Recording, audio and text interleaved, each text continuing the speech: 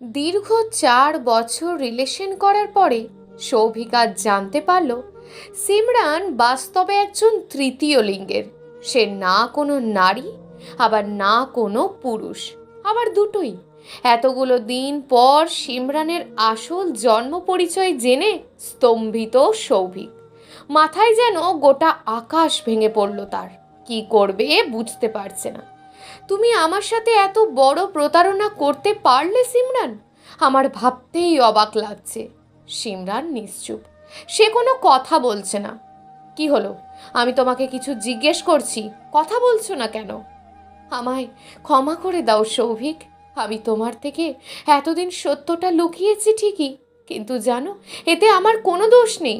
আমি বহুবার চেয়েছি সত্যিটা বলতে, কিন্তু মনে করে দেখো, তুমি তখন বারবার থামিয়ে দিয়েছো আমায়।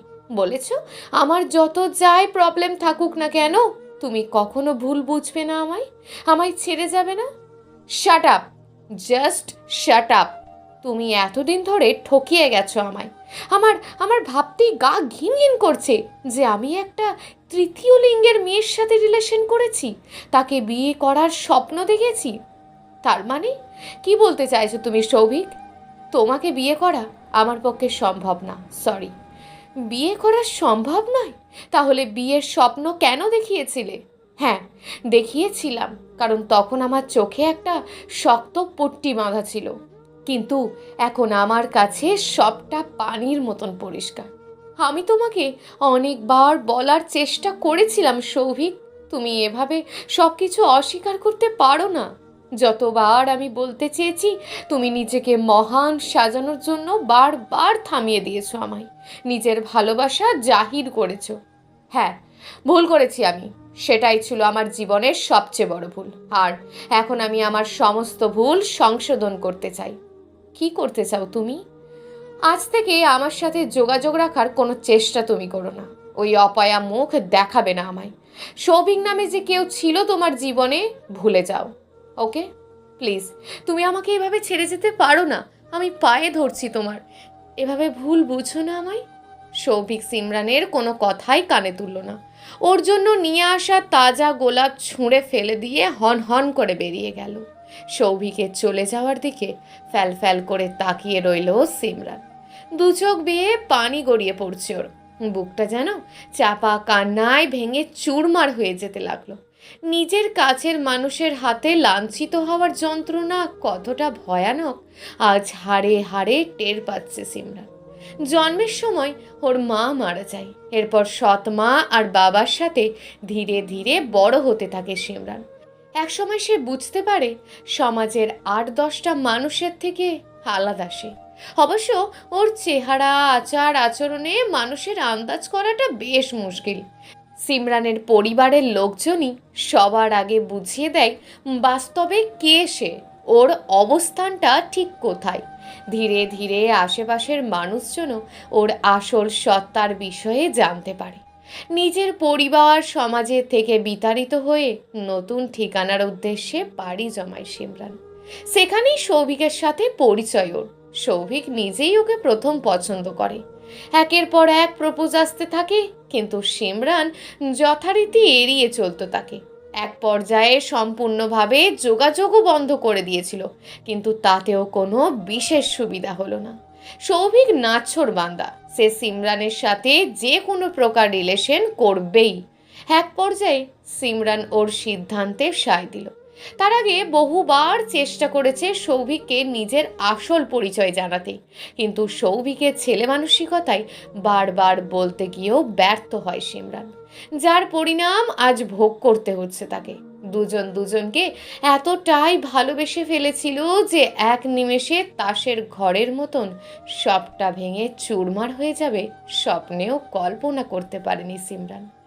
আজ সব কিছুর জন্য নিজেকেই দায়ী মনে হচ্ছে তার। সৌভিককে অন্ধের মতন ভালোবেসেই আজ এতটা কষ্ট পাচ্ছে সিমরান। ওর ভালোবাসা এতটা ঠুনকো ছিল, আজ প্রথম উপলব্ধি করতে পারছে। এক রাশ হতাশার ভারাক্রান্ত মনে বাসার উদ্দেশ্যে রওনা দিল সে।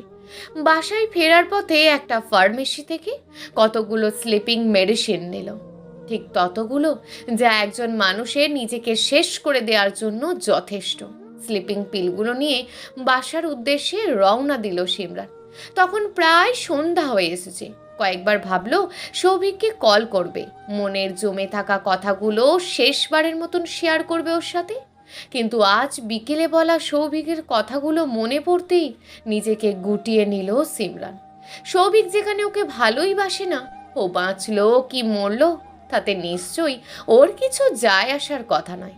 একটা কাগজের টুকরো হাতে নিল সিমরান। ড্রয়ার থেকে কলমটা বের করে কাঁপা কাঁপা হাতে তার ওপরে কিছু লিখতে লাগলো। এরপর লেখা শেষ হলে কাগজটা নিজের বালিশের নিচে রেখে দেয়। স্লিপিং পিলগুলো হাতে নিল সিমরান। ঠিক তখনই ফোনটা বেজে উঠল। ছুটে গেল ফোনের দিকে। সিমরান ভাবতেও পারছে না সৌভিক নিজে থেকে ফোন কল করেছে ওকে। চোখের জল মুছে ফোনটা রিসিভ করলো। সৌভিক বলল, কোথায় তুমি? যেখানে থাকার কথা এখন। আমি আমার বাসায় আছি। কি হলো, তুমি কি কান্না করছো নাকি? না না, আমি একদম ঠিক আছি।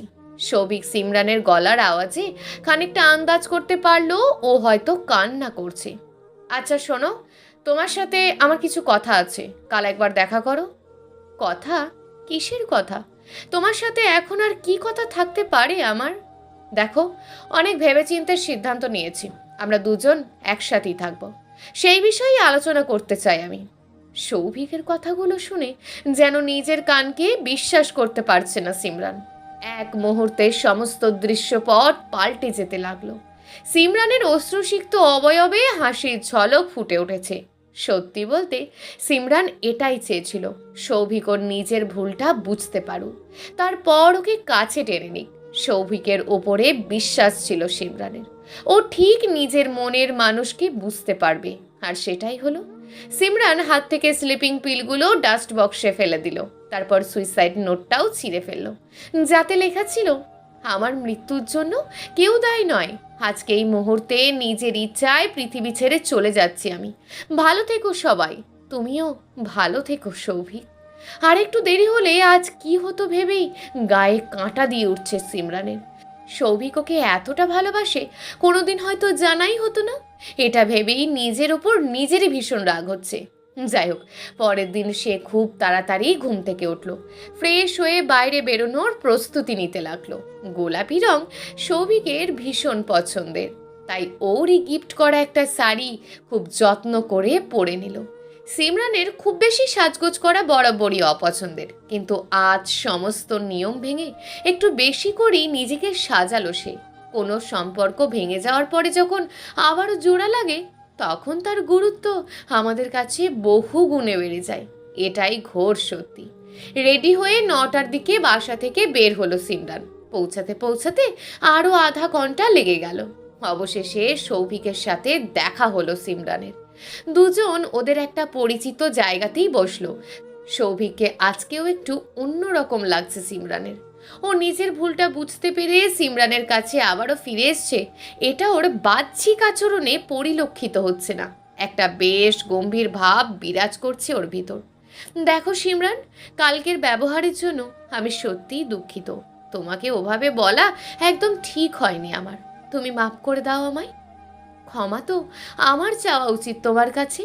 আমিও জেনেও সমস্তটা লুকিয়ে রেখেছি তোমার থেকে। তুমিও ক্ষমা করো আমায়। আমি একটা সিদ্ধান্ত নিয়েছি সিমরান। আমি জানি তুমি শুনে খুশি হবে। কিসের সিদ্ধান্ত? আমরা বিয়ে করতে চাই, এবং সেটা যত দ্রুত সম্ভব। সৌভিকের মুখে বিয়ের কথা শুনে সিমরান আরও বেশি অবাক হলো। যে মানুষটা গতকাল এত ঘৃণা অপমান করলো ওকে, একদিনের ভিতরে কি এমন ঘটনা ঘটলো সোজা বিয়ের মতন সিদ্ধান্ত নিয়ে নিল সৌভিক? তুমি কি আমার সাথে প্র্যাঙ্ক করছো সৌভিক? দেখো, আমি কিন্তু এখনো কোনো মজা হজম করার পরিস্থিতিতে নেই। সৌভিক এগিয়ে এসে সিমরানের হাত জোড়া ধরল। না, সত্যি বলছি, আমি তোমাকে বিয়ে করতে চাই। আমি কেন মজা করব তোমার সাথে? সৌভিক, আমরা কিন্তু শুধু টাইম পাস করার জন্য রিলেশনটা করিনি। তুমি আমার থেকেও ভালো জানো সেটা। আমিও মনে প্রাণে চাই আমাদের সম্পর্কটা একটা পরিণতি পাক। হ্যাঁ, সেটা আমিও চাই, কিন্তু আমার একটা শর্ত আছে। শর্ত? এর ভেতরে আবার শর্ত আসলো কোথা থেকে? আচ্ছা বলো, আগে কথা দাও, আমি যা বলবো তাই করবে তুমি, আমার কথার অন্যতা হবে না। আরে বাবা, কি কথা? আর তোমার কোনো কথা আমি কবে রাখিনি বলো তো? আমরা খুব শীঘ্রই বিয়েটা করতে চাই, এবং সেটা 1-2 দিনের মধ্যেই। তার মানে এই তোমার শর্ত? হ্যাঁ। কিন্তু এত তাড়াতাড়ি বিয়ে কেন? আমরা তো আর একটু সময় অপেক্ষা করতে পারি না? না, আমি অপেক্ষা করতে পারবো না।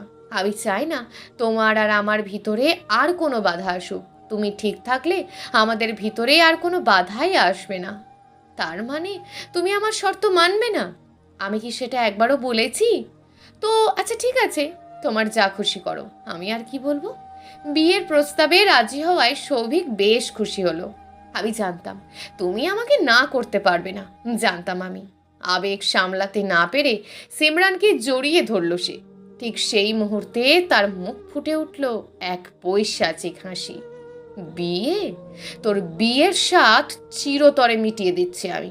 আমার সাথে প্রতারণা করার শাস্তি এবার দেখ কিভাবে জীবন দিয়ে শোধ করতে হয়। আরো দেখ কি কি করি আমি তোর সাথে, মনে মনে বলে সৌভিক। দুর্ভাগ্যবশত ওর সেই হাসি আর মনের কথা পৌঁছালো না সিমরানের কাছে। সে পরম নিশ্চিন্তে তার ভালোবাসার বুকে মাথা এগিয়ে দিল। সৌভিকের সিমরানকে নিয়ে অনেক বড় পরিকল্পনা। সে তিলে তিলে শেষ করে দিতে চায় সিমরানকে, আর সেই পথটা আরও জটিল। সিমরানকে প্রথমে বিয়ের টোপ দিল সৌভিক। সহজ সরল সিমরান ওর কথাই সহজেই ভুলে গেল। এবার মোক্ষম অস্ত্রটা প্রয়োগ করার সময় এসে গেছে। সৌভিক সিমরানকে আবারও ডেকে পাঠালো। এরপর দুজনের ভিতরে কথা হয়। দেখো সিমরান, আমার তোমাকে আরও কিছু বলার আছে। হ্যাঁ বলো, তো এত আমতা আমতা করছো কেন এতে? না, আসলে একটু ভয় হচ্ছে আমার, যদি তুমি বিষয়টা অন্যভাবে নাও।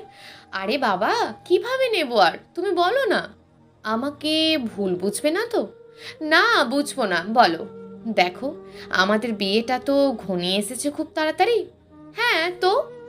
বিয়ের আগে আমাদের আরও একটা ছোট্ট কাজ করার বাকি আছে। আমাদের মানে তোমার। আমার কি কাজ বাকি এখন? দেখো, আমি কিন্তু তোমার কোনো কথা বুঝতে পারছি না। সিমরান, আমি তোমাকে এইভাবে বিয়ে করতে পারবো না, সেটা সম্ভব নয় কিছুতেই। আমি চাই তুমি এই অবস্থা থেকে একজন মেয়ে হয়ে যাও। হোয়াট? কি বলছো তুমি এসব? মাথা ঠিক আছে তো তোমার? কেন, ভুল কি বললাম? তোমাকে আমি আমাদের বিয়ের আগে একটা অপারেশন করতে হবে।